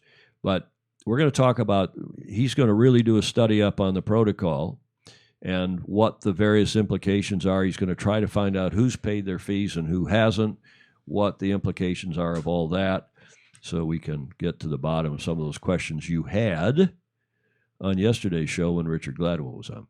Now, back to the launch. The first team to launch was Emirates Team New Zealand, and then they sailed, sort of. They went out and towed around, and then they had trouble hoisting their main, fixed that, and then they went out sailing. Here's the TV New Zealand report from that day a couple weeks ago that included fanboy analysis and stand-up by our dear friend Richard Gladwell that I thought, just as a review, you all would enjoy. Let's have a look. Got the audio up? Yeah, let's have a look at this. In other sports news tonight, we have liftoff. Team New Zealand has successfully sailed its new foiling monohull for the first time today in Auckland's Hauraki Gulf. These are pictures the whole sailing world will be poring over for the next few days. Our cameras were there to capture the moment. Here's Guy Havelt with the story. Flying towards 2021. Team New Zealand's AC-75 on its foils for the first time in perfect conditions on the Hauraki Gulf. The boat went so well straight out of the box. I mean, they haven't had a prototype to play around with like, the Americans have or the British have. So them getting out there today and getting sailing on, really only their second time out, they'd be very pleased with that. Te Aihe was towed through the Waitemata Harbour on its foils this morning. The big test, though, was getting up high without any assistance. One News followed alongside for a few hours this afternoon. We clocked them hitting 23 knots, albeit in stop-start bursts. The fact they're already foiling, though, leaving those in the know impressed. It's just incredible stability of the boat, and it was just sitting there. And we weren't the only ones trying to get a glimpse of what the holders were up to. A flock of team spies and other boats out in force, trying to glean anything they could. Those photos will be going back to, Britain or America or Italy tonight, and their people will be looking at them and then coming back with another set of questions for when they go out tomorrow. So, while Team New Zealand's learning quite a lot, the other guys are learning quite a lot as well. It wasn't all smooth sailing, though, for the brand new boat. One News understands there was a slight issue at the top of the mast and part of this afternoon, so it was sort of a stop-start day out on the water. Team New Zealand bringing the boat back in just after 3 o'clock, expected to be pleased with their work. It would just give them confidence in the boat. And the sort of guys they are, I mean, you're not going to see someone like Peter Burling sort of go to bed tonight wondering about, what could have been. I mean, you'll just give it a hit and see what happens. A successful day for the defenders and another step towards keeping hold of the old mug. Guy Havelt, One News. You got to love Richard. He's so pro Team New Zealand. Well, he's supposed to be. Well, he's supposed to be, and that's okay. I'm not being critical. It's just, you got to love it. I do. You got to love it. Okay. Now, for equal time and also equal. By the way, that photo of that screen, it's really a still of the video. You can see the underbody there, which seems quite a bit deeper in the middle than what we just saw. And the bow is very fine and not the scow bow that we've been seeing on New York Yacht Club's boat, the flat forward and kind of wide. Looks a little bit like a salamander nose compared to this boat especially. And the tiplets that you see on the wings, on the foils, but no bullet nose like we've seen both on New York and now on Luna Rossa. So those of you more technically inclined would have more analysis than I. Better analysis, but interesting stuff. And now for equal time and equal interest, let's go look at New York Yacht Club's launch video that they released. This is not TV New Zealand or the local television stations in Providence, Rhode Island, but have a look now at New York Yacht Club's American Magic launch ceremony that they did no announcement of. We got wind of it and broke the news here. Phil Lotz, the Commodore, the past Commodore, immediate past Commodore in New York, was on the show on, I can't remember if it was Tuesday or Friday of the week that this happened. Yeah. And he hinted to us after, well, he didn't hint, he hinted to us offline that it was imminent. And it was indeed that weekend. And here's a look at their video. Good morning and welcome to this wonderful milestone on the road to bring the America's Cup back to America. This boat represents 2 years of intense effort by a team of 150 talented individuals representing design, fabrication, the shore team, and the sailing team, all working very hard to take back a trophy that left Newport in 1983. She shall shortly be christened as Defiant. In 1983, our innovation was trumped with the loss of the America's Cup to the Royal Perth Yacht Club. This loss ironically led to another innovation, the purchase of Harbor Corps, which became our on-water facility in 1988.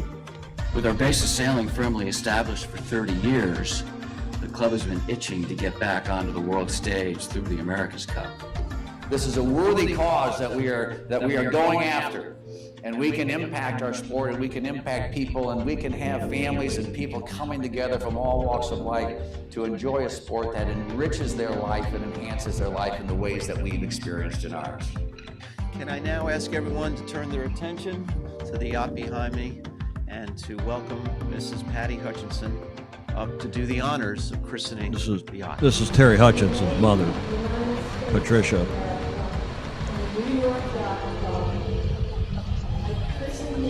With Terry, that's Terry Hutchinson.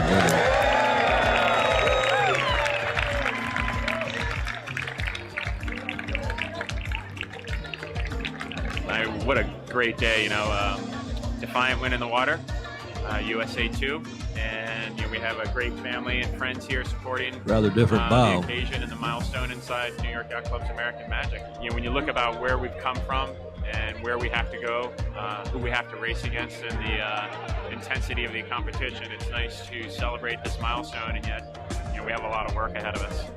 Yeah, it's a culmination of a lot of man hours, a lot of hard work, a lot of dedication from the entire group at the build facility, and designers and engineering, and it's just awesome to see the thing in the water and out sailing.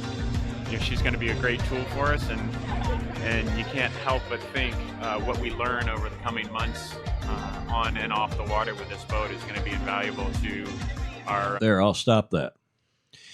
I can freeze frame. We're really getting sophisticated here, Julia, in our studio. We can freeze frame videos, and look at that compared to what we've seen.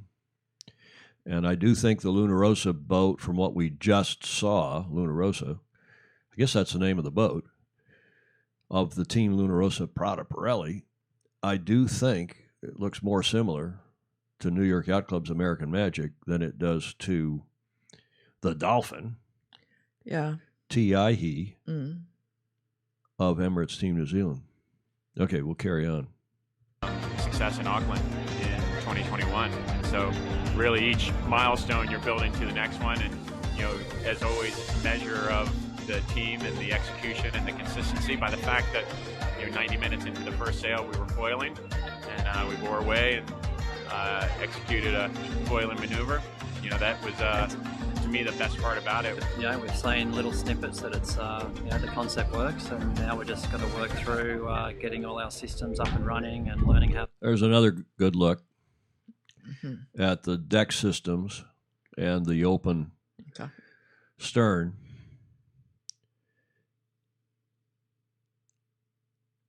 That's cool. These boats are weird. I hope they work. I hope the sailing is close. I hope the Cup is competitive. Doesn't often happen, especially in a new class. Remember in 1992 when we introduced the IACC class, the International America's Cup class, the 75-footers, LOA, which are a little bit bigger than the 12s, which were about 65 feet. 12 meters were about 6, and they weren't 12 meters, most of you know, don't mean the boats are 12 meters long, which would be, 40 feet. They rate to a rule, the quotient of which is 12, and the boat, when you crunch all the numbers, cannot exceed 12, and it's a metric dimensional analysis. It comes out in meters.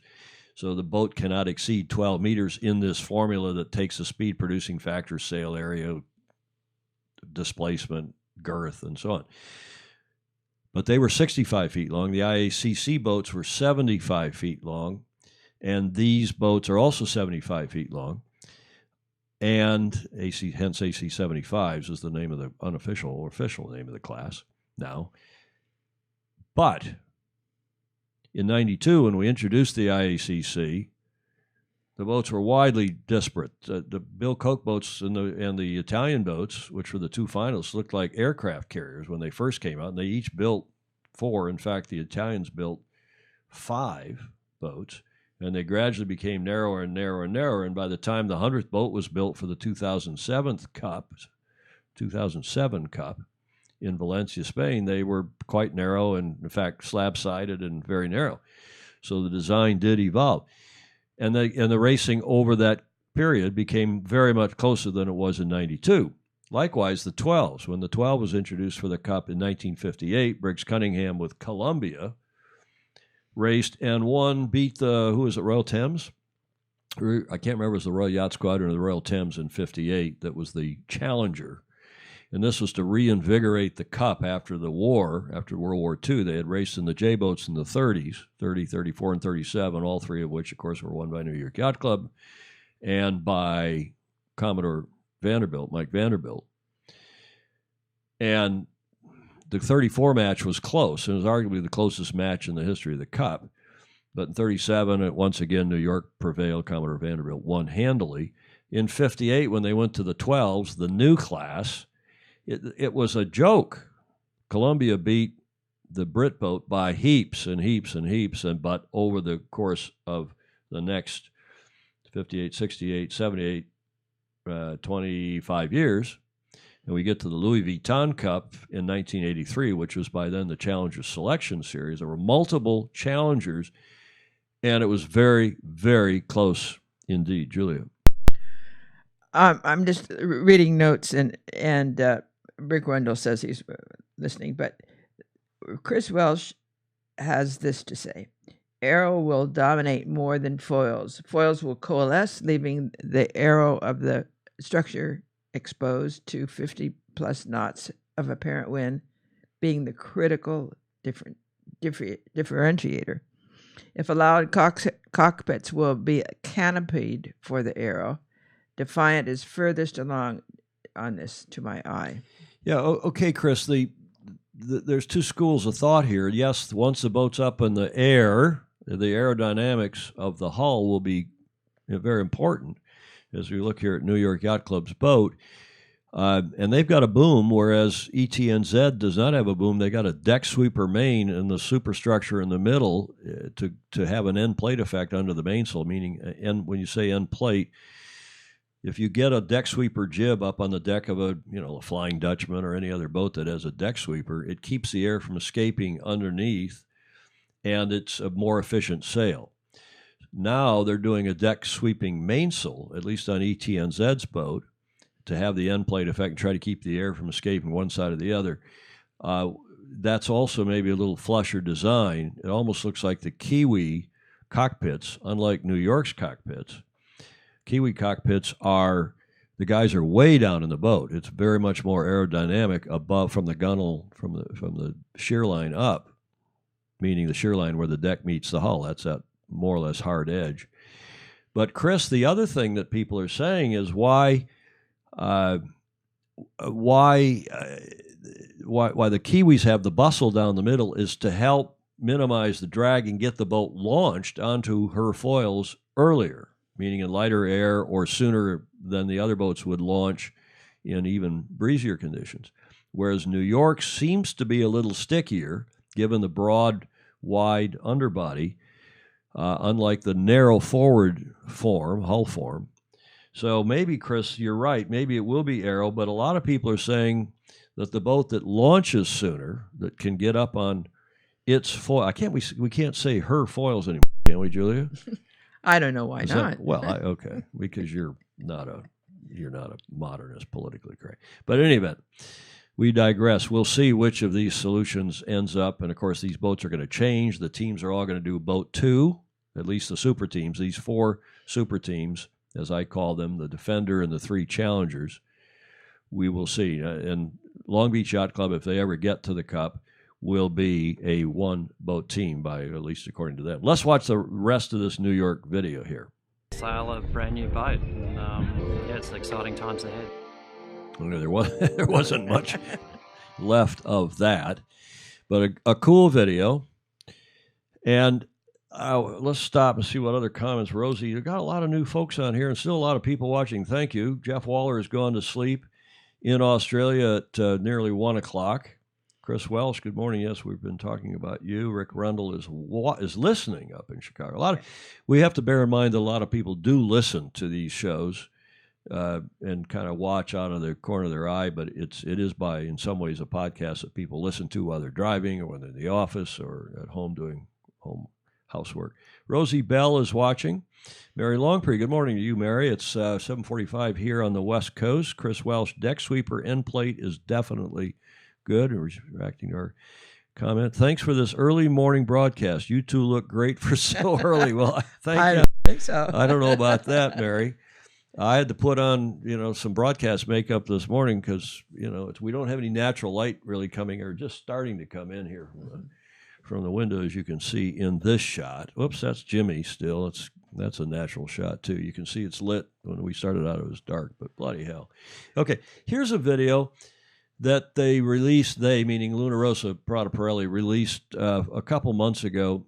In fact, when we had this big gala, Julia, at New York Yacht Club, remember I went back for that. Right. And this was one of the videos that was shown there by LRPP.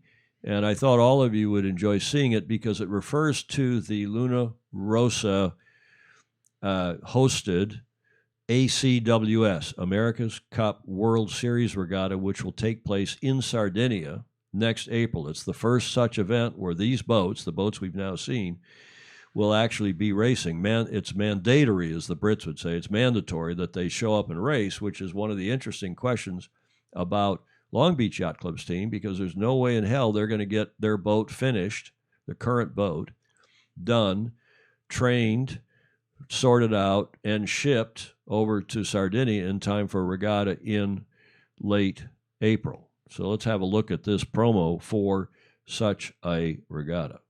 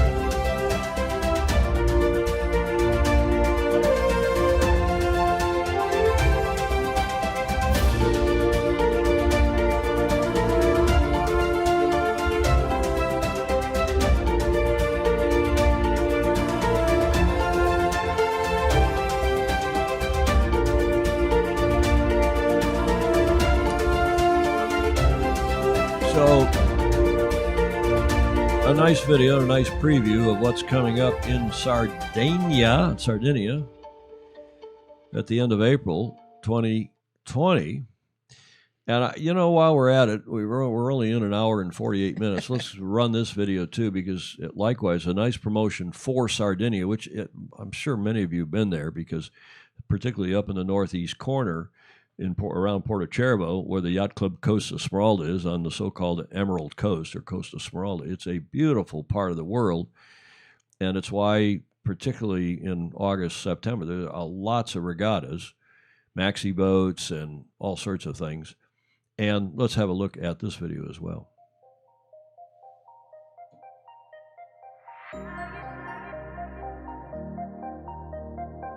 Sardinia will be an amazing event. It's a great opportunity to see all the team all together. Sardinia is a fantastic place to sail. It's one of the best places in the world. We have fantastic breeze. Sailing Cagliari is awesome. The city's going to be behind the event. The Italian passion will be... Terry, it's Cagliari, not Cagliari.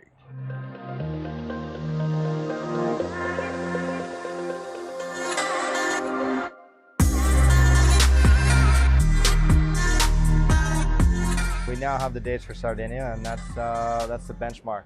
That's the date we need to hit to make sure that we're ready to go with the boat in the water and everything ironed out. It's going to be a huge moment for the America's Cup and a huge moment for our team hitting the water, and we're really excited about it. There's a lot of work to do between now and that event, but it'll be good. It'll be exciting because we will get to see what the teams are made of.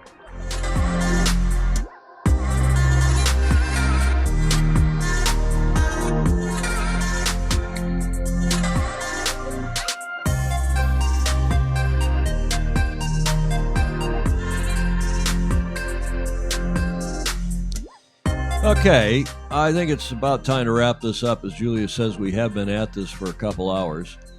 So why don't we do that? Welcome anyone else. A lot of folks still on here. We really appreciate you coming on for this TFE Live special edition, the watch party that we enjoyed seeing the launch of Rossa Prada Pirelli in Porto Cervo. Those of you just joining us will, of course, immediately we go off the air here, this will be available for replays as our show number, I think, was 224, wasn't it? But gosh, we've done a lot of shows. Yes. Mary Longpree, thank you, too. Thanks for the early broadcast. We just read that, but you're too kind.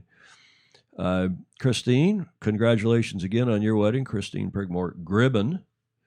Used to be Robertson, now Gribben. Rick Locke is watching. Chris, actually, interesting comment. Julie, you want to read this comment? Chris says, to me, it looks like the American Magic boat intends to achieve an airfoil effect from the hull itself, getting lift from the shape of the hull to assist in remaining up on the foils. On the foils, indeed. Okay, barring any other comments, we'd like to thank you all for joining us. I'll have Hamish Ross on Friday's show. Say our normal time Friday, 1300 Pacific, 1600 Eastern, 2000 UTC.